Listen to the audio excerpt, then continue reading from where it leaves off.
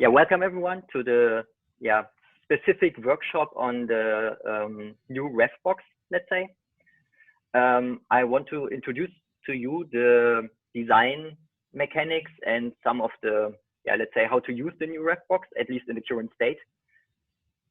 And I will also try to tell you a little bit about what is currently there, what is still missing, and where we actually want to go. And I hope that we can also maybe have a small discussion on things that are still necessary to do, and maybe also things that you want to have. Before we actually start with the code and how the RefBox is built and how the RefBox is used, I want to have a quick look on the GitHub repository so that every one of you is aware of the new repository and also is aware that this is also the forum for discussion on the new RefBox, which is also already, let's say, started at least by some people. So I'll try to share my screen now, but I'm not allowed to. So probably Sebastian needs to give me rights to share the screen. Done yet. Ah, okay.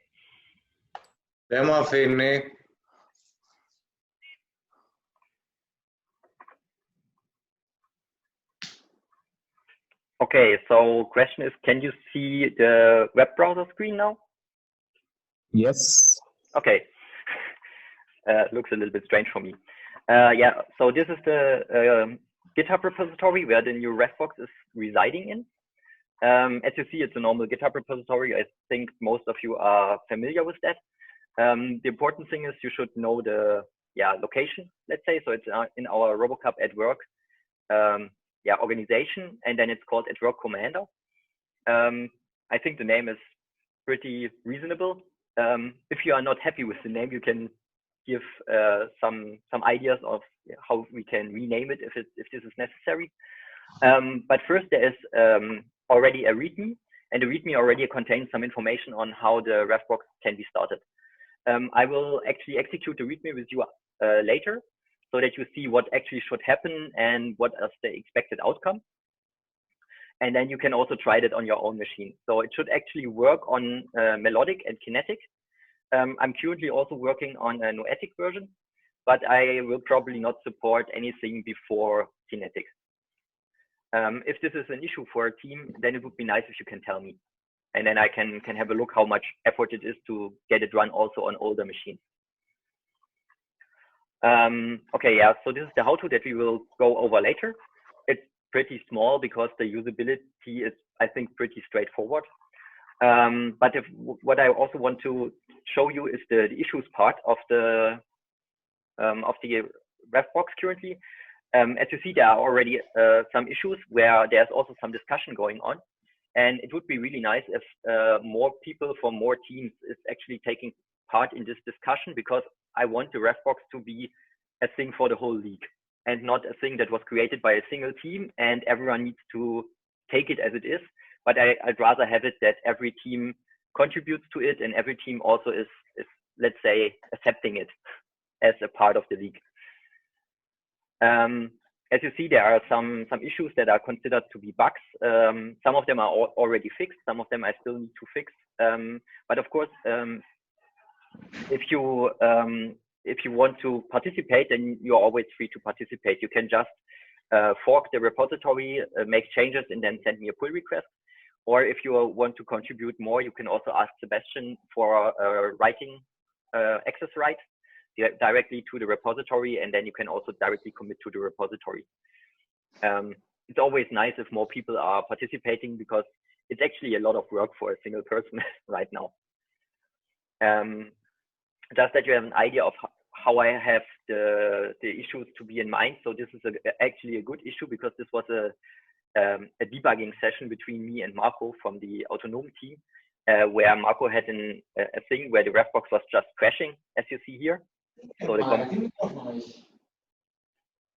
okay, sorry, I didn't understand you.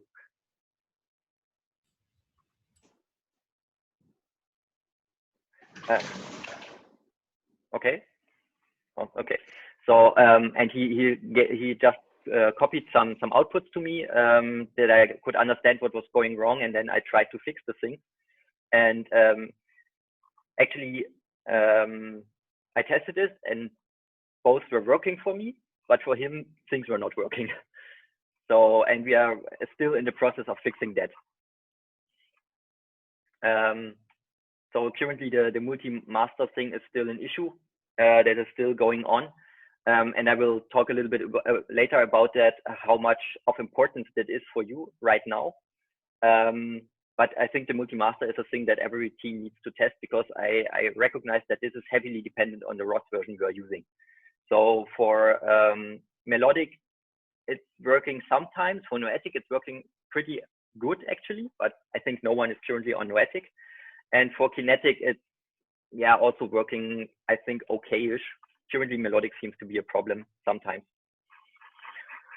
Okay, so this is just some information in the beginning before I actually show you the refbox. The second thing that I also want to show you is the generic structure of the refbox, because in contrast to the old refbox, this is not a monolithic block now, because it's split into multiple packages and also into multiple nodes that actually have clear functionalities in mind. As you see here, we have multiple parts of the refbox that are clearly separated. So the @work commander itself is just a couple of lunch files to make it easier to start the refbox. The @work com part is the one that you are probably most interested in as a team, because this is the interface between you and the refbox. And currently, this system is developed to be a plug-in system, so we can actually have multiple communication plugins with multiple APIs that we can support in parallel. The nice thing is, what we want to implement here is that we also have a legacy plugin that allows us to interface with the old refbox clients, so that actually none of you that have a running refbox client needs to change anything to use the new refbox. Of course, the new refbox will have some new features that the old client cannot support, but at least there will be a smooth transition for the teams that already have support. Unfortunately, this plugin is still in development. I didn't have time to finalize it yet because it's a little bit more complicated. But I hope that I will be finished, let's say, till the end of the year, so that everyone has time to test it, and we can actually already use it on the next German Open to have a kind of first beta test. The second big part is the @work commander core, where there's the state machine of the refbox contained. I think most of you will just use it and will not change code there much. The third thing, this is a rather big component, is the @work commander again. This is the task generator of the refbox, which is responsible of generating rulebook compatible tasks.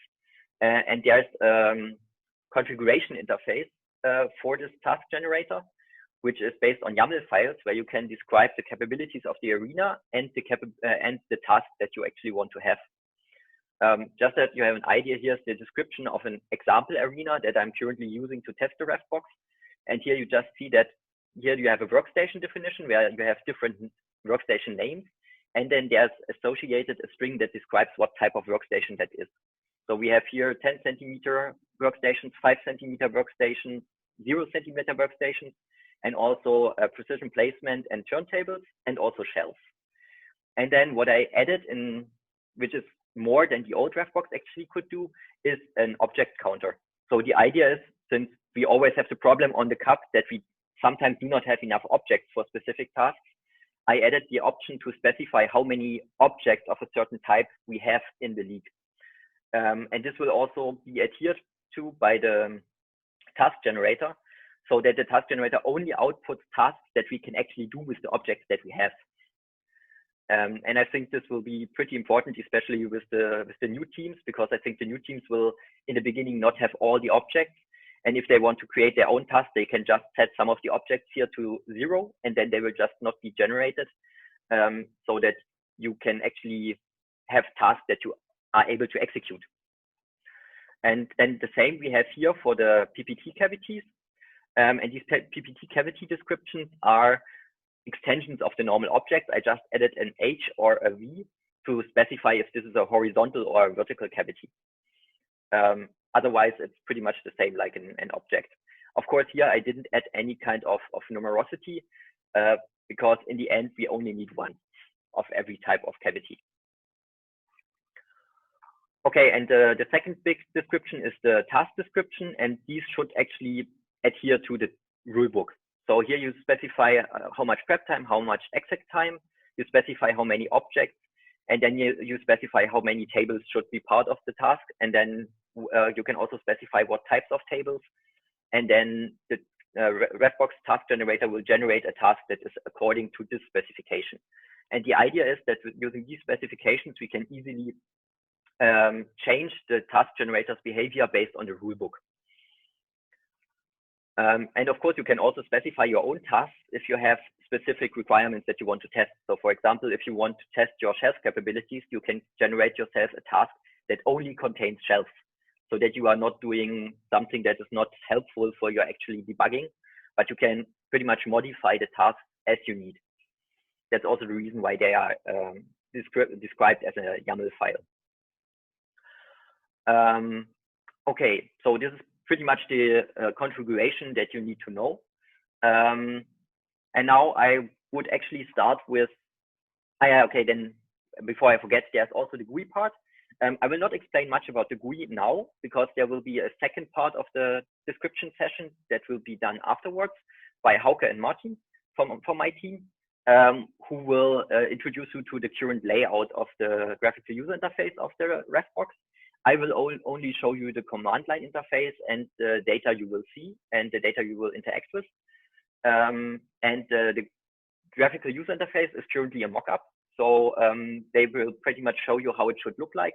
And I hope that we can also have a discussion on the looks and the feels of the user interface. Okay, then I would say that I directly go on with the hands-on tutorial, let's say, how to use the RefBox and how to execute it. Of course, I think the first step, everyone knows, you need to clone the repository and create a ROS workspace. I will not do that now because I think most of you are fluent with that, and there shouldn't be much issue in creating an appropriate workspace for the RefBox. Actually, in general, it's a good idea to put the RefBox in its own workspace, separate from your own robot software, just so that there are no conflicts and dependencies and so on. But in general, it should also be possible to put it inside of the code of your robot and just compile it with it, because it doesn't have too much dependencies. Okay, then let me see. I switch to my console now. Again, the question, so can you see my console? Yes. Okay.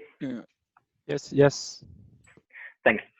Okay, you see that I already compiled everything. So just for clarification, you can compile it with catkin make. You can also compile it with catkin build. I tested both, and both works for me.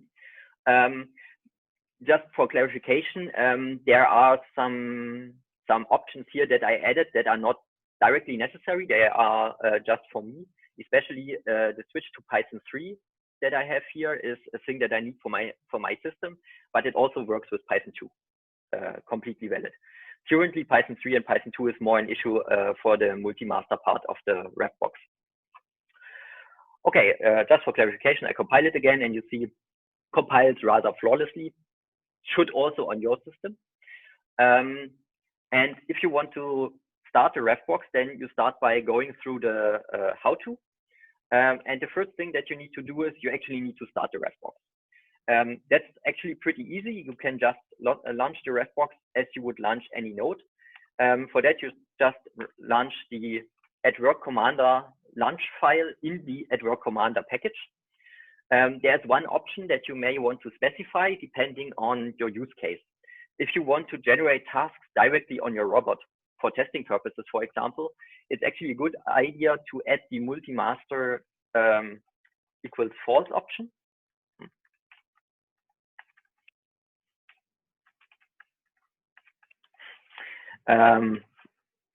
So that the multi-master system is not started in addition to the actual at-work commander, because the at-work commander itself doesn't need the multi-master capabilities. The multi-master capabilities are only needed if you are actually competing in a normal competition run, because there the refbox will run on a different PC than the client. The client will be on your robot, and the refbox itself will be on a, let's say PC on the referee desk, and both of them will have their own ROS master, so that there are no dependencies between your robot and the refbox itself. But if you let the refbox run on your own robot, then you don't need the multi-master, because both will just share one ROS master. Okay. So if we started, then this is the typically expected output. I just go quickly over it, what you see here. So the first thing that you see is that there are a lot of parameters defined here, and these parameters are actually the task specifications. So you see here at Work Commander Arena here's the whole specification of our arena, as you saw in the YAML file. In general, this should reflect your current arena configuration. It's always good to have a quick look if you change something in the arena, if the parameters are really updated, or if there are some things not really efficiently taken. The second thing is the at Work Commander tasks. And in the at Work Commander tasks, you have an additional entry for every separate specified task. And these task names here are also the names that you can later on use to generate tasks. So the refbox actually looks for these names. So you can name the tasks arbitrarily. I just named them according to the rulebook right now. And of course, not all tasks have the same amount of parameters. Just if you want to have a look of what parameters are currently supported, just have a look at the different tasks. I do not have a full, let's say, documented list of all the parameters that are inside of the different tasks, because this is still somewhat subject to change, because we're not completely sure what needs to be in every task description. So this may slightly change in the future, but I think in general there will only be new things added, but not old things removed. Marco, you wanted to ask something? Yeah, exactly. I tried out the refbox yesterday, and I generated some tasks, but I struggled with the BMT, because we placed two tables directly together, which should be used for BMT, but I don't know how the at Work Commander determines which tables he should use. There is this argument normal table types with the 10, but we have more than 2 10-centimeter workstations. So I think the workaround would be that you just delete the other workstations from the arena configuration. Yeah, that's actually a problem. You're right. I didn't thought of that. For the old refbox, the tables were just hard-coded, so we didn't have the problem. But currently, the refbox just randomly selects 2 tables from the list of allowed tables, and that can be any table. Of course, what we can do is we can specify 2 tables with a new type. So we can specify that 2 tables are actually BMT tables, and then we can specify that the normal table types are BMT tables, and then you only have 2 that can be selected. This would be an option that works right now. Currently, the refbox has no knowledge about the distance of tables. Exactly. But I want to add that anyway, because we need the coordinates later for the visualization. So we can also specify an additional constraint, like we want to have 2 tables, the 2 tables that are closest together. That would also be an option. That's actually a good point to raise an issue on the GitHub. But then the funny thing is, if you place, for example, 2 10-centimeter workstations, or let's say you have a 10-centimeter workstation, which can be accessed from both sides, but there are walls on the sides. So the direct path is not the closest one. That would also be a problem, right? Yeah, that's true. Yeah, maybe we go with the hard-coded approach. I think that's more reliable.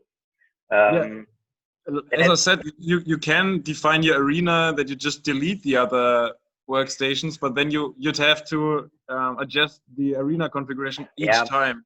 Yeah, I think that's not that good, but you can specify additional table types. So you can have more table types than just the ones that I have here. So you can, for example, add a 10 BMT table. so 10 centimeters height BMT, and then you can just specify that by default, this is a normal table that is just used. And for the BMT, only this table is used, and then it's pretty much clearly specified. I think this would be the easiest solution. Yeah. And then we don't even need to change anything in the code. Okay, yeah.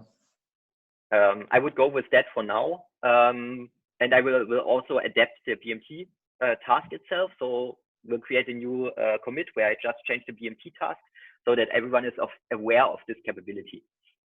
Mm-hmm. And then we can test it if it works. But I think in theory it should. I didn't have. We can also test it right now. So just give me a sec, then I'll change the configuration, and then we will see if it works out.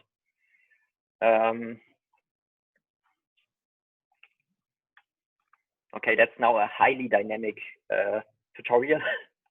Yeah, you can also continue with the normal tutorial if that's. No, I think it's fine. So having it interactive doesn't make it bad. Just config and then BMT. So that you can see it, I just use Vim. And then we just say the normal table types are now 10 BMT. And we also changed the same in the arena. Ah, yeah, all right. And then we just specify, okay, I only have 2 10 centimeters tables here, so this is currently not a problem. But I can just... Our arena is a bit bigger. I'm not sure if you watched the live stream, but I was had busy. The problem. Yeah, I had the problem that the tables were not the ones that were directly together. Yeah, I didn't test it actually because I didn't currently have such big arenas. So yeah. Markus just flexing on us. It's fine. I'm happy that someone is already using it and trying it because I just need feedback to get things done. Also, the final generation is not working for me. I don't know if I'm putting the parameter final. There's another thing that I will talk about later. Actually, the current generator that you have is not the correct generator. That's just a quick mock-up that I created. I already have a fully working generator, but it's not completely integrated yet. So I hope that I will be able to finalize the integration by the end of next week, and then you have a rulebook compatible generator at your hand. Franzi is going on a trip. I don't know. Franzi's image is somewhere in the city or something. Okay. Yeah. So we now just changed the configuration, and now we just launch our @work commander again. And now we can have a look again if now the specification changed and we see, okay, our tables changed, and we also have the 2 new tables that are specified. Okay. And now we see that the allowed table types for BMT are now 10 BMT.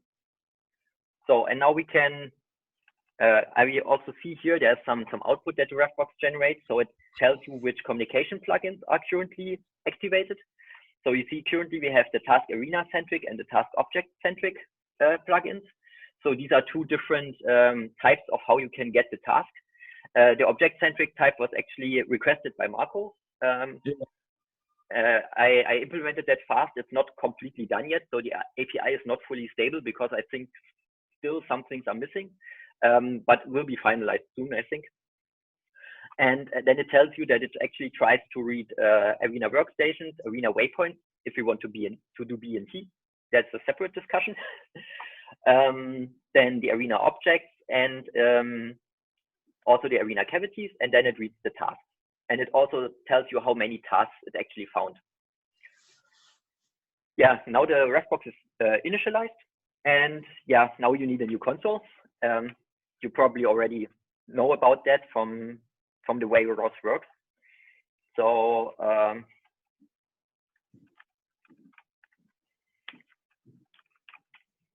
and now the next thing that we want to do is, of course, we want to generate a task. And for that, I created a helper lunch file that eases you in generating a task. This is called generate. If you just execute it like that, you get an error because you actually need to specify what task you want to generate. Fortunately enough, because of the lunch system of ROS, it already tells you pretty much what you need to do, which is pretty nice. So since we are currently interested in the BMT. So let's generate a BMT. And now you see that the script directly ends, and this is also intended because this just executes an internal command to the refbox, which tells the refbox, please generate a new task of type BMT. And then the refbox outputs you the current BMT definition and stores internally a copy of the BMT task that can then be executed. And now if we look, then we see that, let me have a look. Currently we have in the arena start state, this is the output, the first state of the arena.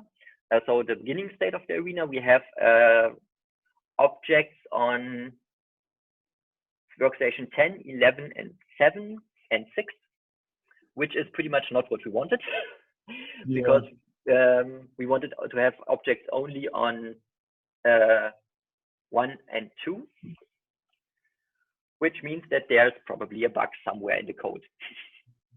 And here are also objects generated on the PPT workstation. Please do not be, let's say, confused about that. This is simply because these are actually cavity objects, and they will always get created whenever there's a precision placement table in the task, independent if there's a precision placement task executed or not. So they will always be there. Just ignore them pretty much if they are not used. Okay, so the solution didn't work. So actually, it would be nice if Marco opens an issue on that topic, and then I can have a look after the tutorial and see what's going wrong here. Yeah.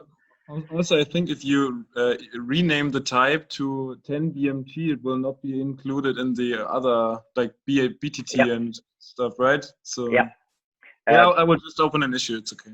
Yeah, but this can be fixed easily because there's a default definition for the allowed tables, and I just need to add 10 BMT to this default table definition. I think that's quickly fixable, let's say. But I think I need to have more time to actually have a look on that and fix it. So, but it would be nice if everyone can test and try out the refbox and just report to me any bugs you find so that I can fix it. Because the worst thing that can happen is that we find bugs while we are in the competition. Yeah. Okay, just consider we are good with the current task that we generated, even though we are not. The next step would be that we actually want to start the task. Fortunately, because the generate launch file stopped now, we can actually start the task right away. And then actually it fails. Why does it fail? Yeah, it's actually pretty clear because we currently have no robot to execute the task. The refbox is actually internally tracking how many robots registered. And if there's no robot registered, then it just refuses to start the task. This is actually what it means with it's got a start request while the refbox is not ready. Because the refbox is currently not in the correct state. It needs to be in the ready state, and currently it's in the idle state because it now waits for robots to register. Typically, now you would start your refbox client on your own robot so that your robot registers with the refbox. And then afterwards you could start. Since most of you do not yet have a refbox client, even our team doesn't have one yet because it's still, we are in the process of developing the refbox itself. I created an example robot that is just fake pretty much, but registers with the refbox so that you can try it out. This is also in the @work commander, and it's called, surprisingly, example robot. It also doesn't take, you can, I think, pass the team name and the robot name if you want to test that feature, but by default, I think the team name is example and the robot name is example robot. And yeah, now you see that I got an error with the multi-master system. That's because of my issues with Python 3. I just started again without multi-master support.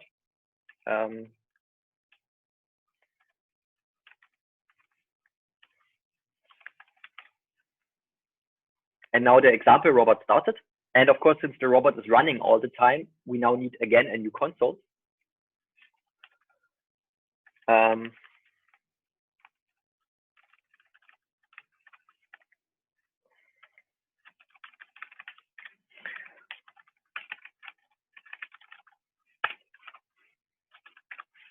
No. And now we can try the start command again.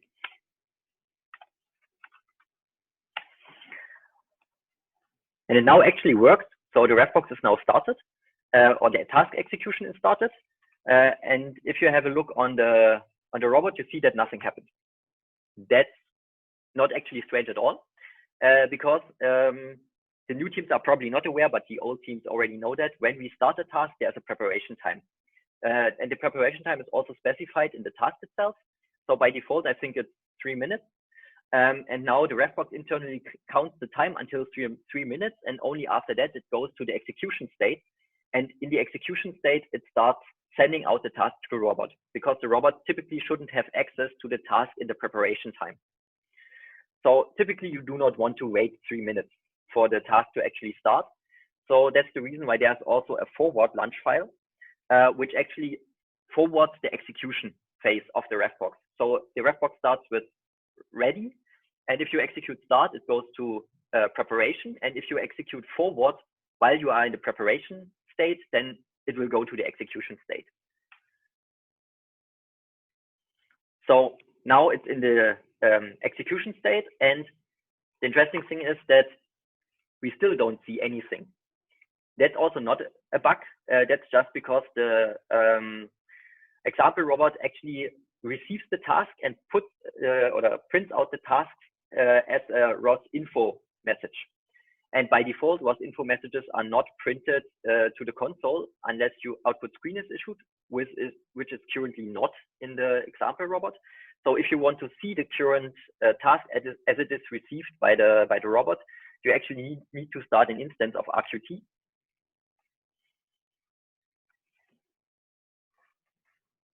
And have a look there in the console, and then you actually see that. But for that, I need to switch again the window. So now you should see my RQT, and here you should see that we actually get a message from the example team, example robot, where the robot actually tells us that it got the current task, and the current task is exactly what we saw in the generator. So that means we are now we pretty much verified that we can receive the task because the robot can receive the task, and we can also have a look at the node graph. And let me just clean it up a little bit. And now you see the general setup of our @work commander. So everything is contained in a namespace, which is called @work commander by default. And you can actually specify that namespace also to actually have multiple ref boxes running on different machines at the same time, or even at the same machine, if there's a use case for that. And there's this @work commander internal use namespace, and these are messages that are used only inside of the ref box. So no team should actually subscribe to them, because they are considered confidential, because these contain actually also the task definition in slightly different formats and so on. So the interface for the teams is actually these two messages here. So @work commander object task is the object-centric task as requested by Marco, and @work commander task is the default task description, which is a state-based description where you just have a description of the start state of the arena and of the end state of the arena. And you see that currently our example team, example robot, subscribes to the @work commander task. It didn't subscribe to the object task. And it also publishes to robot state. And that's actually the feedback that your robot should give to the ref box. So the robot should periodically announce itself to the ref box. And this message has some parameters that you can fill. So the only parameter that you need to fill is actually your robot and your team name. But it would also be nice if you implement that you, for example, publish your position in the arena, or you publish your current arena state if you implemented that. So just to tell the ref box what the current view of your robot on the arena is, because this is actually what we want to visualize with the graphical user interface later on, so that the viewers can have a look on what is currently going on in the arena. And since we have no means of observing the state of the arena currently, the easiest way is if just the robot tells us what he thinks the arena looks like. This doesn't necessarily need to be fully exact, but it's better than nothing. And you see that here, this is actually the communication plugin, this at work commander communication, and at work commander core is the state machine. You can also observe these in the respective topics. So for example, you can have a look at the at work commander robot state, and then you see that the robot is publishing this information with 2 hertz. And here you have different parameters that you can fill. You can fill example, what objects your robot is currently carrying.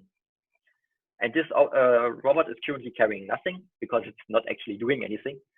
You can specify the path that your robot is currently going. This is pretty much the path message that you get from the nav stack, so it should be easy to fill. Here, this is your current robot's pose. That is important to visualize your current robot's, let's say, position and orientation in the arena. For that, of course, we need to specify a certain reference frame. We currently have no real idea of how to do that. Probably we will just use a map-centric coordinate system, but this is still an ongoing discussion where I'm happy if you participate in this discussion, how to actually fix the coordinate system so that this is the same for all teams. And here you need to specify your current robot's information, so the timestamps and your robot name and your team name. And only these 2 are really mandatory so that the Revbox knows who you are. And here, this current arena state is actually a workstation list. So here you should put in what objects are on what workstation. So this is pretty much an arena state, simply. If the Revbox is not working as expected, then I will maybe ask you to give me an output of the Revbox internal state. And here you find some information that are used within the Revbox. The most important information is the end, which tells us when the current execution state ends. So this is a timestamp that is computed, and it's typically for the preparation time, it's the end of the preparation time, and for the execution time, it's the end of the execution time. The second thing which is important is the state. And I still need to document these states, but I will document them somewhere. If not, then you can have a look on the message description of the state message. So this Revbox state message here. There it's described what each state means. And there's also in the Revbox documentation also a state chart where you can see what state transitions are allowed. And of course, here's a robots list where all the registered robots should be available. So if your robot doesn't show up in the Revbox, then you can have a look here if maybe there are just some spelling errors or things like that. And this is pretty much only a copy of the last received robot state message that I got from your robot. Okay. Yeah, this is pretty much most of the things that are relevant, I think, for most of you. I will not go through the code at this point because most of you shouldn't be interested in the code unless you really want to develop things. The code is completely in C++, so there's no Python part currently integrated. If you have questions regarding the code, then you can just write me a mail or raise an issue in GitHub, and I will tend to it as soon as possible, or someone else who's responsible for the specific code part. Yeah, and it would be nice if everyone of you at least tries to install the Revbox and test it if it works. And if there are bugs, then just report to me. And I will just have a look on the GitHub to see if there are new versions out there. Maybe Sebastian can also have a look and can announce new releases on or I can also announce that on our WhatsApp group, so that everyone of you knows when there's a new version out, so that you can test it, especially if the new task generator is integrated, that is rulebook compatible, because it would be really nice if a lot of people can generate a lot of tasks and see if they make sense, or if there are still things that don't work up. Yeah, and then I'm pretty much through, and we are already late. So then I will give over to Hauke and Martin to show you the GUI. Yeah, I will do that part. Any questions until now, or should I just go ahead? Yeah, I think just go ahead. We can maybe do I will stop afterwards. I will stop your screen sharing. And share this. Okay, so we have two parts that we want to show here. One part is this on the left, the RefBox UI, where you have then an interface for everything, or you will have an interface for everything Christoph did, like task generator, robot control, arena state. So you can just play, pause, forward, stop. The arena state will be shown here, like known cavities, known objects, number of PPT tables, and so on. And the task generator, when you generate your task, you can choose what task to generate, like BTT1, BTT2, and then just generate it. And yeah, here you have a more clearer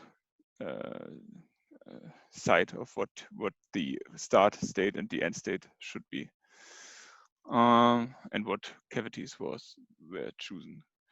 And the other thing, so that's one thing, and the other thing is the visualization that is mainly for the audience. I will just start it on an extra terminal.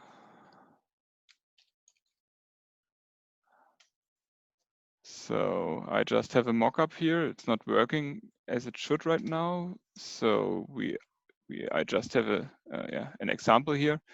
We have the workstations here. Can you see my cursor? Yeah.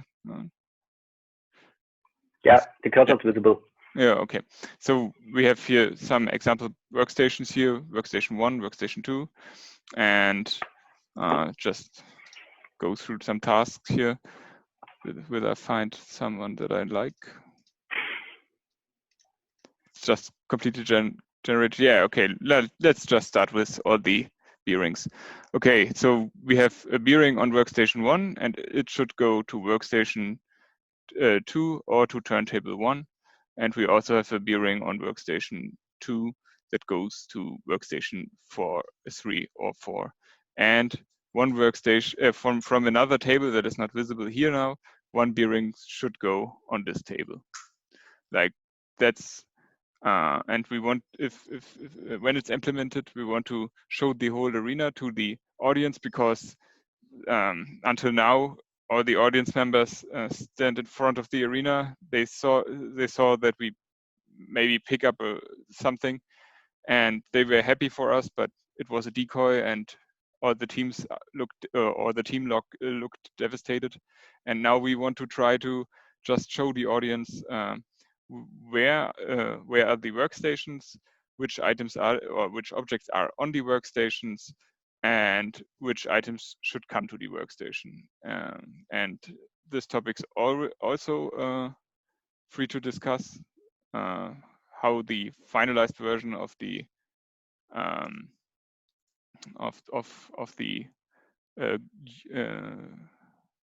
visualization should look like. This is just one way to present with some basic arrows how the task should be visualized.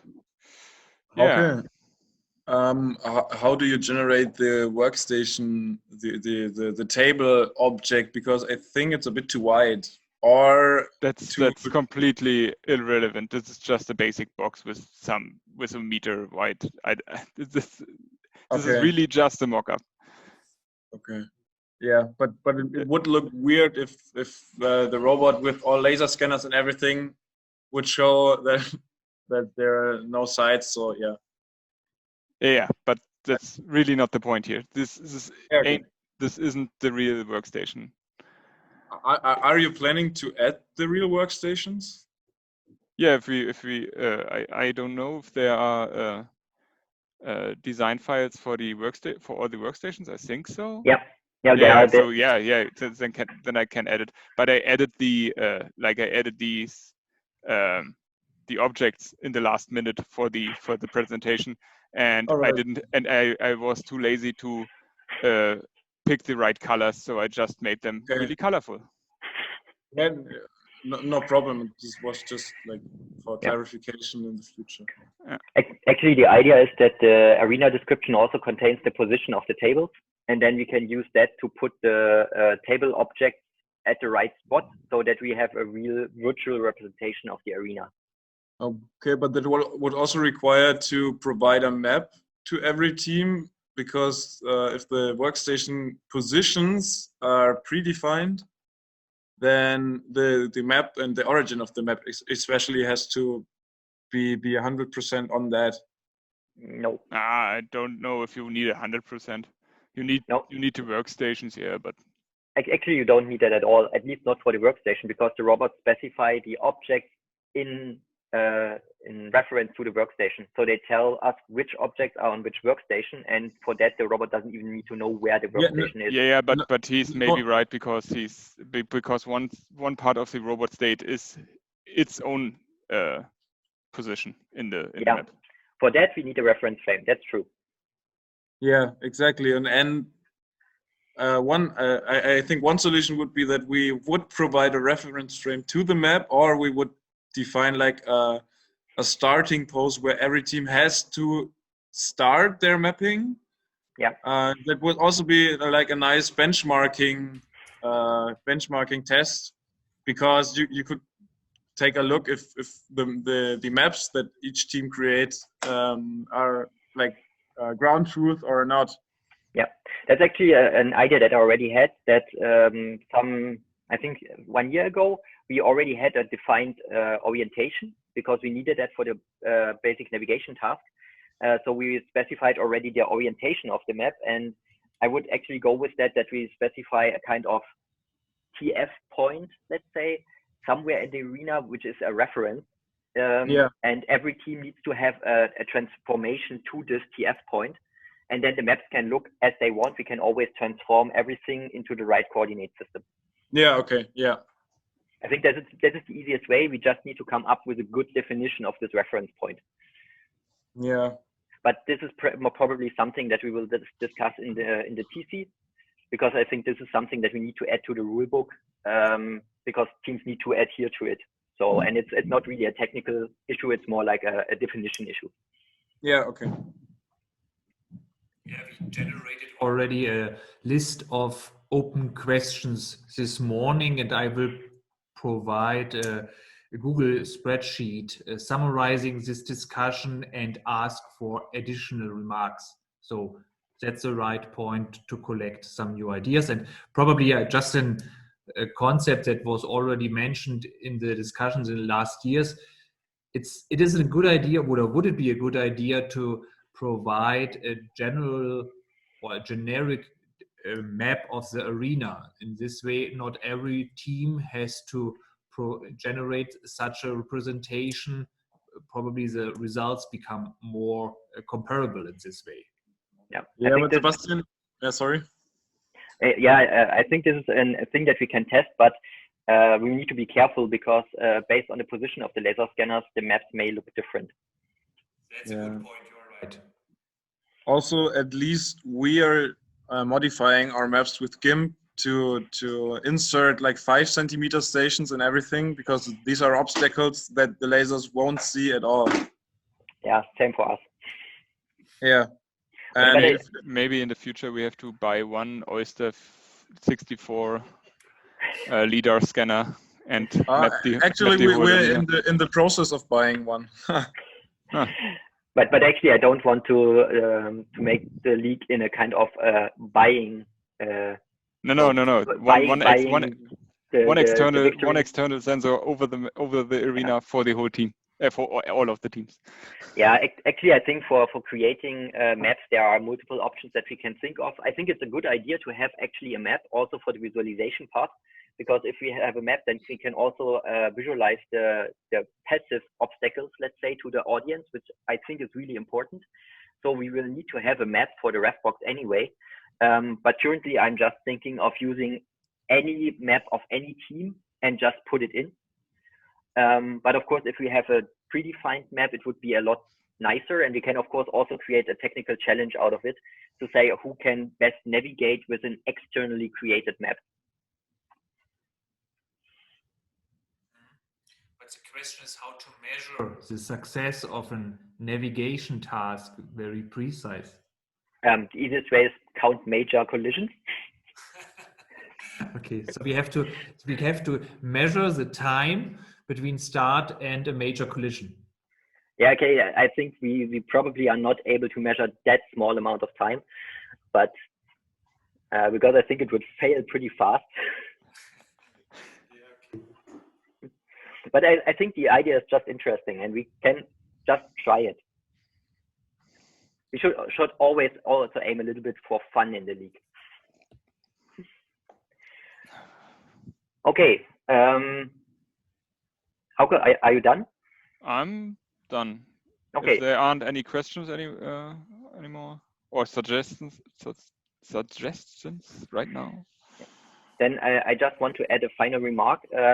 The visualization code is currently not available on GitHub because it's heavily in development, and I actually want no one to use the API in any way. So what we will do is we will create some screenshots of the current layout and of the different views also of the Rapbox UI, and we'll put them to the documentation folder, which is on GitHub, and then everyone can comment on how it looks like. And then we will probably create a prototype for the visualization, and after the prototype is done, I will put it on master so that everyone can change things. And if you want to develop your own idea of the visualization, you are free to fork the repository and create your own stuff. And then we can see what's the best. I hope that's fine for everyone. Are there already some thoughts about an API for the robot of each team in a way that its current state should be visualized besides its position? Probably some critical... Yeah. Actually, this is already pretty much contained in the robot state message, because the robot state message already contained the objects that are transported on the robot, the workstations, so the current state of the arena, the path the robot wants to travel currently, and its position. And the only thing that is currently missing is a model of the robot so that we can visualize the robot as it looks like. But this is not something that we can transmit over messages. So this is something that we need to incorporate as STL files or URDF files within the Rapbox. And I think this is something that we maybe also need to add to the rulebook, that a team should provide a URDF of their robot so that we can incorporate that in the Rapbox and just move it around.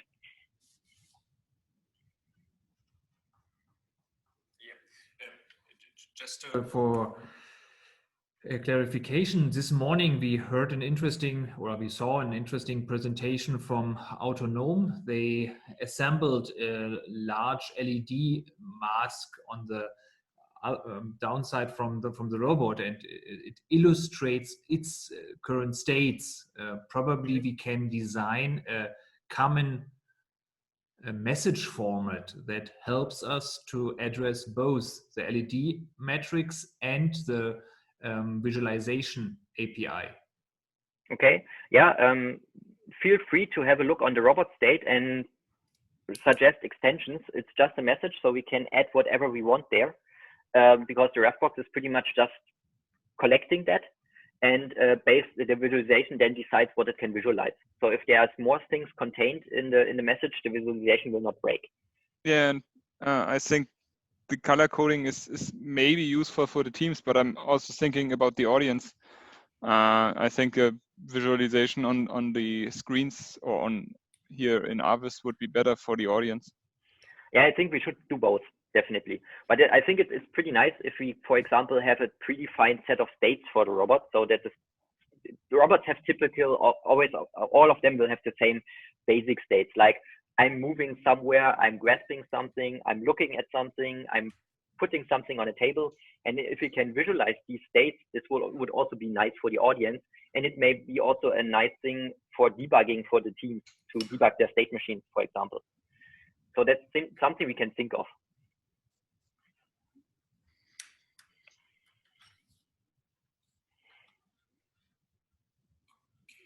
Any other questions? We remarks, feedbacks? Okay, probably just a reminder that we will follow up through our mailing list for the discussions for the rulebook as well as the OSIS thesis for next year. So if any of you have not signed up in our mailing list, please do so you can stay up to date. And also, I'll send out the link to join the awards ceremony and the time date for it. So if you're free, please join, especially teams who have won. First of all, congratulations. And then please also attend the awards ceremony, okay? I'll send out the link and time and date for the awards through the email list that we have for the participants shortly. Thanks, Asad. Yes, okay. We currently miss to identify the last awarded participant. We heard a number of presentations this morning, and of course there's a presentation award available in the organization of RCAP. But after hearing the introduction of Christoph describing his previous work about the RefBox, I'm convinced now that this award should go to Magdeburg and should be understood as a reference to his contributions to the league. I guess no one will have a different opinion. Yeah, I 100% agree. Okay, thank you. Congratulations to Christoph. Thanks. Pretty unexpected. Okay, but yeah, I gladly take it. But I hope that it will be a league work in the future, and I'm not the only one working on it. Not because I don't like working on it, but because I think everyone should feel that it's their RefBox and not mine. Of course, but we need persons that motivate others to contribute to certain projects, and the RefBox implementation is one nice example how this can happen.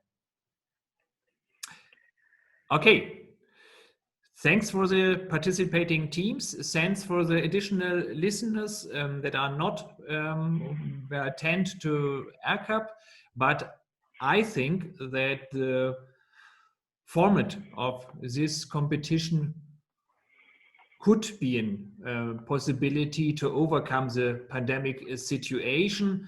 We have now a new year, 21, in front of us, and we wait for decisions about the realization of the expected German Open and the World Cup.